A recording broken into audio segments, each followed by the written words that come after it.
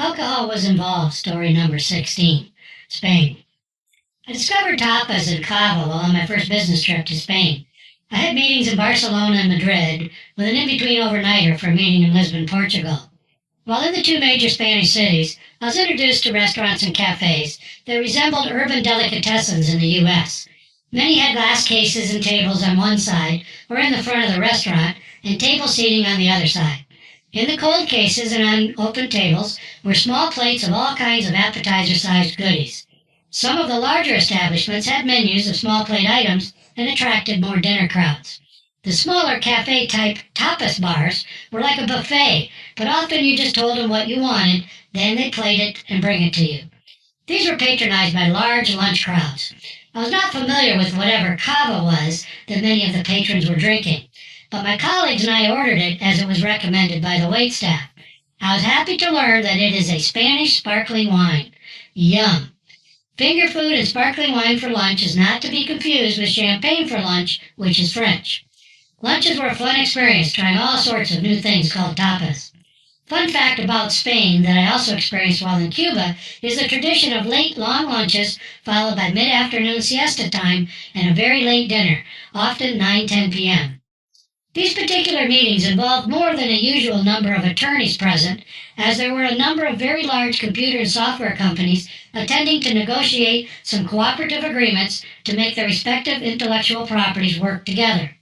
I was in the middle with a small component needed to make it all work, but seemed to have a good handle on verbalizing what was needed from whom to make the vision of an integrated solution a reality.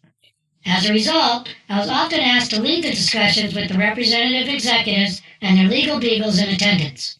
One CEO from Australia was a very interesting mate who also hosted a syndicated radio show down under. He was hilarious, and we hit it off immediately. He loved that I represented an important piece of the puzzle from a company no one had ever heard of. He was intrigued by the relationships I had built in a very short period of time with very senior people at billion-dollar companies with household names and brands. One of the senior executives from one of those companies had apparently told him a story about how he couldn't go onto a conference and trade show floor at a big event in Paris because he would be mobbed by exhibitors wanting to get his attention and show him their wares due to his title and company affiliation on his badge. So instead, he and his wife would go to the convention center bar, and he'd give me his badge and tell me what products and companies he wanted reconnaissance done on, and I'd go on to the exhibition floor and pretend I was him. I know, unethical, right? His position with his company was such that no one was going to fire him for doing these kinds of things. And even if they did, he had a big golden parachute and really didn't care one way or the other. His existing shares and stock option holding positions were enough for him and his family to live like royalty for the rest of his life, and his kids' lives, and his grandkids, and, well, you get the idea. Mr. Australian CEO and I began hanging out together, along with a few attorneys who apparently hadn't been let out of their cages before to attend to business in a foreign country. They were quite enamored with every little thing about a different culture they'd never experienced before. We all attended a private luncheon at a local country club sponsored by one of the multi-billion-dollar partners whose expense budget for this trip was probably equal to my entire annual income. At the event, which took place outside in a gorgeously manicured garden area next to the golf course, was on a beautiful summer day. Cava flowed, and there must have been something in one of the food dishes that didn't belong there, because for some reason a group of us became quite frisky. My new Australian CEO friend was sitting a couple tables away from me, and as I recall, someone was giving a speech at a podium that was more boring than listening for an alien response to Earth-generated interstellar radio transmissions. I'm not sure who started it, but Australian CEO and I started pitching small cubes of cheese at each other's plates, 2 tables and about 25 feet away from each other. Maybe it was the cava, I don't know. But I heard about it from my business partner when I returned to the States, who heard about it from one of the executives that sponsored the event. I just smiled at him and said something like, whatever. I always felt like I was doing all the work in that partnership, so I didn't really want to hear about it. The following day, I was flying to Lisbon to meet the top European sales guy with one of the biggest computer companies in the world. He wanted me to explain what we were all doing with the big integration project to one of his biggest customers who happened to be in Portugal at the same time we were in Spain. It was a short hour and 20-minute flight from Madrid. When I was at the boarding gate, I noticed that our arriving flight had hardly anyone getting off the plane. How strange. I thought it was probably near empty upon arrival, but it was a big, wide-body aircraft, and that seemed like overkill for a short flight. And there couldn't have been more than a couple dozen of us waiting to board.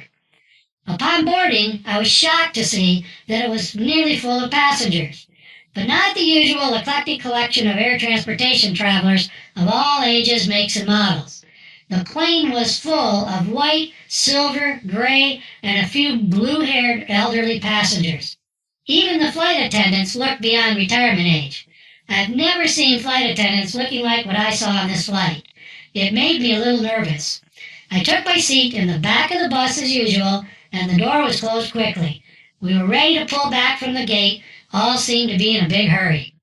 An elderly-looking gray-haired flight attendant stood in the middle of the aisle in coach class with a demonstration seatbelt and began giving the safety instructions. I think I laughed out loud.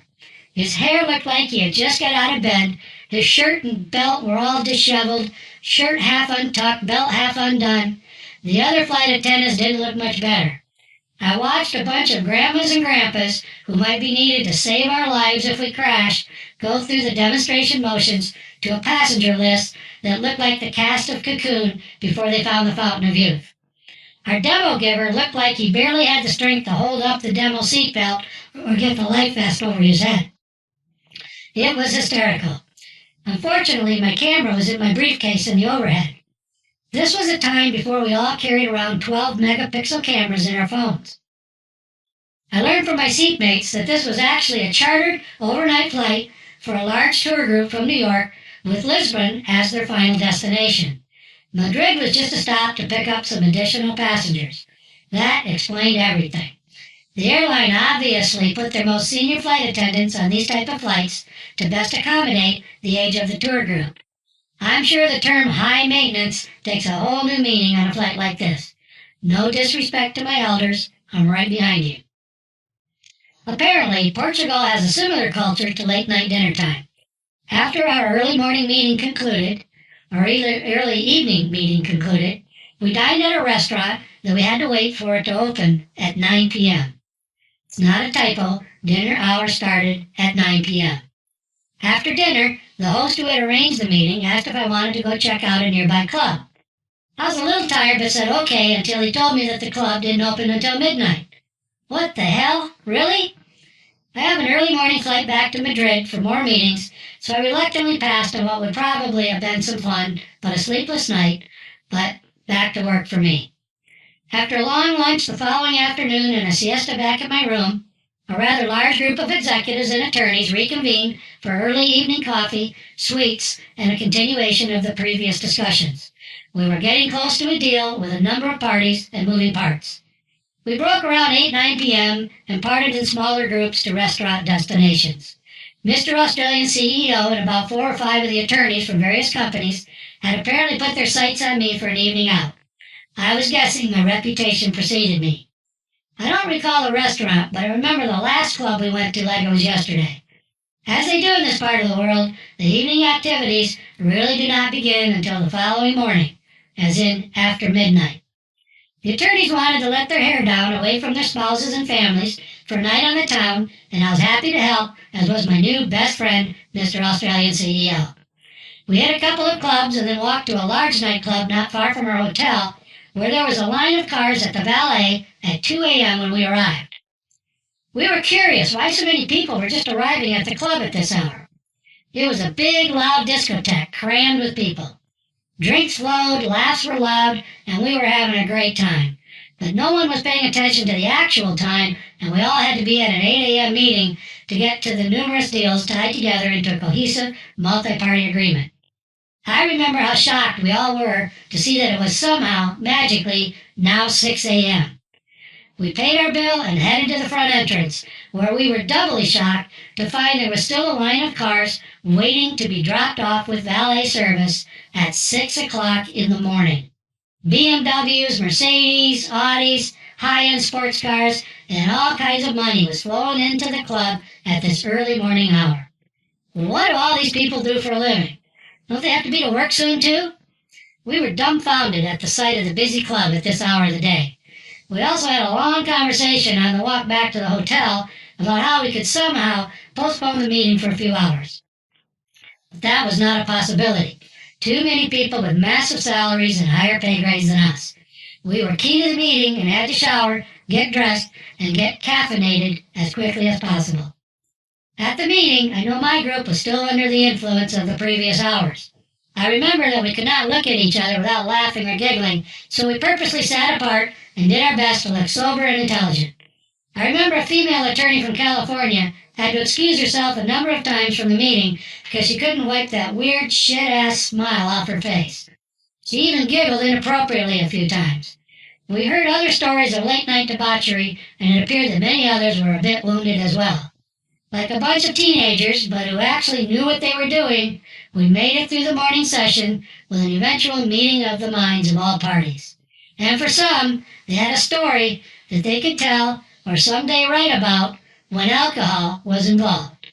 I didn't and won't mention any names.